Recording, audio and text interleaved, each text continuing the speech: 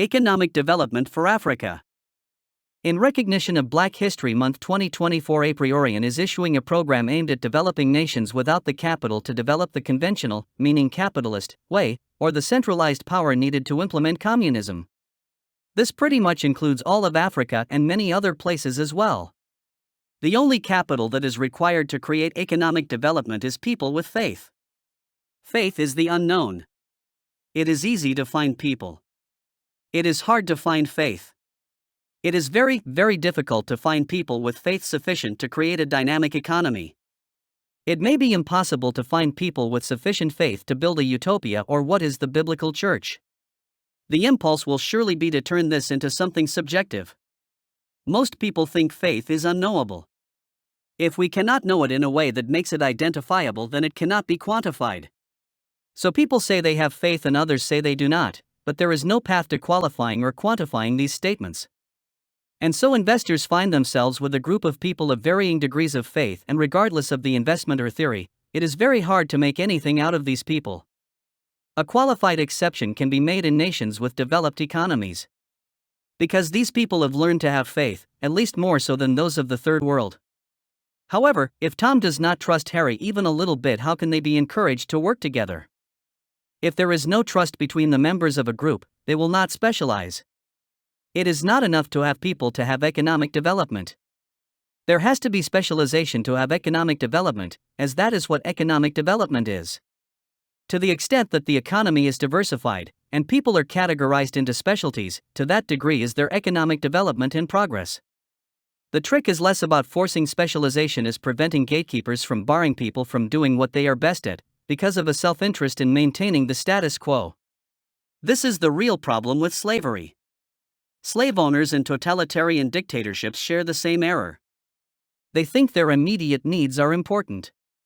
Totalitarians hinder progress. This is all Africa or anywhere else needs to know. The people have to look at what hinders the goal of every increasing specialization and remove it. This could be a leader, a political system, a monetary system, or a cultural factor. Whatever it is, it needs to be removed. One of the greatest sources of redundancy is the tribal mindset. People with little faith do not trust anyone and so tend to maintain a very rudimentary lifestyle, a level at which each person is more or less able to supply their own wants. Because of this, there is little trade. If someone has a surplus of some kind, for example they have killed a large animal or gathered in a large harvest, the surplus is given away to members of a network which recognizes reciprocal obligations. You give me your surplus and this means I must share my surplus with you. These kinds of informal networks still exist even in the most developed nations, only the reciprocity is less frequent. You invite me to your parties, I invite you to mine. I help you move, and you help me, or perhaps you help a friend of mine who helps me. The reciprocity is more about the network than particular individuals.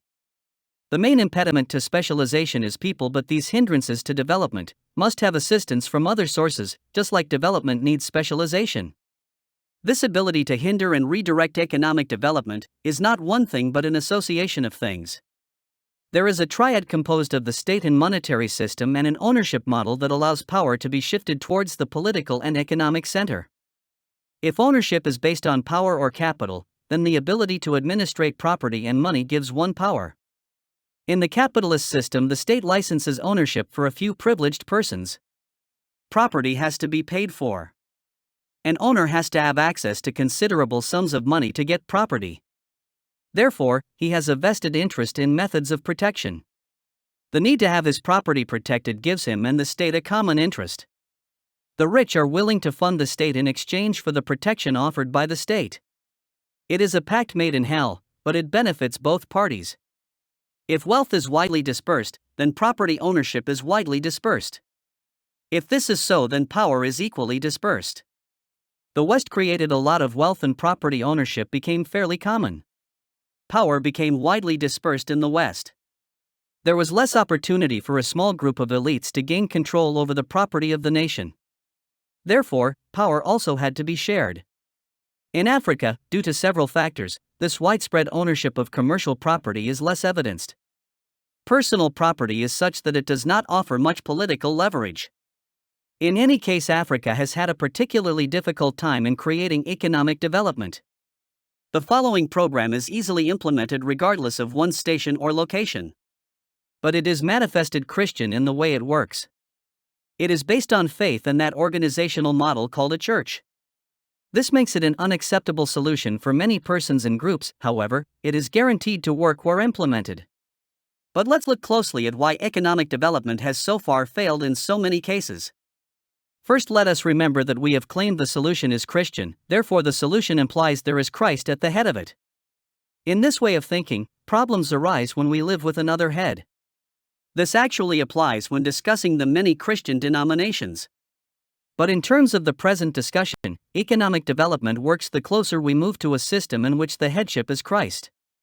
The economy falters as intersectionality is employed. Intersectionality is the alternative to Christianity.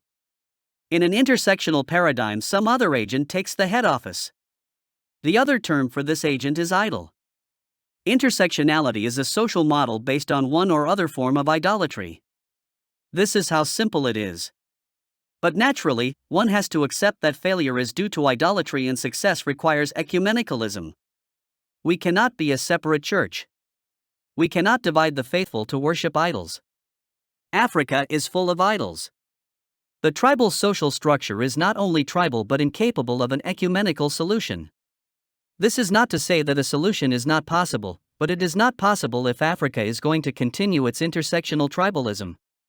Not even the church has to date been able to make many inroads into the tribal structure of Africa. The colonial national structure has also run afoul of the tribal relationships that run counter to the national borders. In other words, ecumenicism requires its own foundation. This is the problem. Africa, like elsewhere, rejects the church as an operational model and has nothing to replace it with. The tribe keeps Africans in poverty and communism at most, turns the continent into a tribe. But it does nothing to change the fundamental problem. If we do not have security of property, we see other people as representing risk. If others represent risk, then there will always be a sense of fear that can only be assuaged by the operation of a state. This only exacerbates the problem and makes it virtually impossible to change things. The regulatory state traps people in a culture of fear. Africa and other nations find it difficult to get out of this fear trap because they are in a regulatory environment which appears to protect them. It does, but at considerable cost. To escape this trap, we have to transform fear into faith. The technology for doing this is the church. This is not the institutional or intersectional church based as it is on idols. Persons of faith, which is people who have committed to trusting one another, must build their own church. The vehicle which both builds the church and the economy is called an a priorian trust. Every member of the trust is represented by an account. Records are maintained using a unit of account called a prefer. It takes only 3 people to set up an a priorian trust.